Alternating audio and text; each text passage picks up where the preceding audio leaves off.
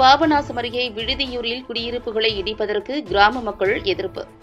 தஞ்சாவூர் மாவட்டம் பாபநாசம் தாலுகா பாபநாசம் சாலியமங்கலம் இடையே விடுதியூர் கிராமத்தில் நெடுஞ்சாலைத்துறைக்கு சொந்தமான இடத்தில் 22 நபர்கள் பல ஆண்டுகளாக வீடுகள் கட்டி குடியிருந்து வருகின்றனர்.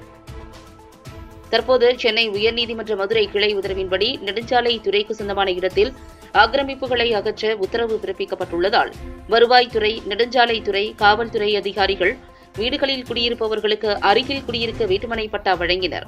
குடியிருப்பவர்கள் வீட்டுமனை பட்டாக்களை வாங்க மறுத்தனர். உடனே அதிகாரிகள் வழங்கப்பட்ட வீட்டுமனை பட்டாக்களை ஒவ்வொரு வீட்டின் முன்பும் ஒட்டிச் சென்றனர். இதனால் அப்பகுதியில் குடியிருந்து வரும் கிராம மக்கள் குடியிருப்பதற்கு மாற்று இடம் ஏற்படுத்தி தந்துவிட்டு அகற்றுமாறு தெரிவித்தனர். இதனால் அப்பகுதியில் சற்று பரபரப்பு ஏற்பட்டது.